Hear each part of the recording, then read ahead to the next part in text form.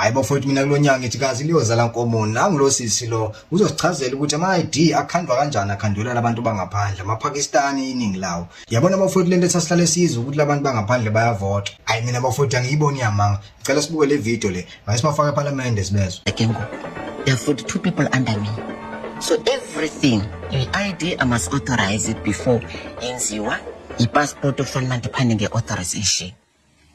Here comes now foreign nationals. They want IDs, they want passports. Then I started. Foreign nationals awuzodibana nabo emakhoneni. Foreign national ukulanda ngqo. Babendilanda ngqo e-office babengathumeli muntu. They used to come straight. Listen, you know what? We have 10 Pakistanis who just came and then they need IDs.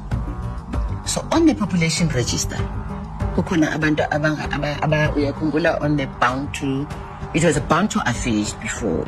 IBantu affairs yaqala ngokusemthethweni ngesikhathi iNational Party iqala ukubusa ngo-1948 futhi iqalisa ubandlululo olukhulu iqhutshwa ungqongqoshe wezindaba zomdabu uHendrik Verwoerd. Uhulumeni wasungula kabusha futhi wandisa imigomo yangaphambili yokubandlulula ukuze aphuce abantu abamnyama abaseningizimu Afrika ubuzwe babo futhi abahlukanise unomphela emaphandleni ampofu. Then I checked the years ukuthi okay lo uzalwenini lo uzalwenini lo uzalwenini then the register the birth certificate first.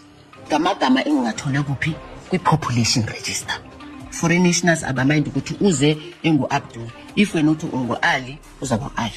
Ngithole i-information ngafonela khona-ke base beyangitshela ukuthi i-ID yami iboleka imali e-bank. Bathi ngikoleta i-19,000.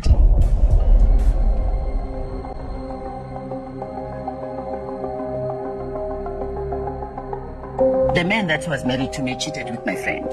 So what happened was, I had to listen here. I am going to leave you in this house. Then I'll take my children and then I'll go and rent somewhere else. And of which this is what I did.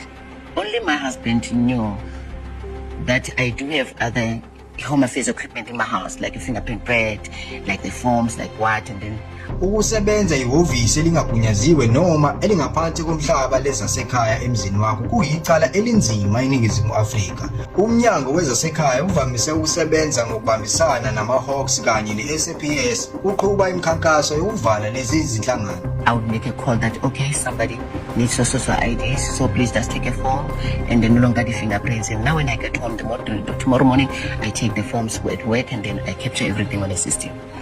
All right. So only my husband knew. So he had, I don't know, okay, listen here. If you don't want to come back home, I'll go straight to the cops. I knew now I was married a foreign national whom I legalized myself. There's no way you can go to the police.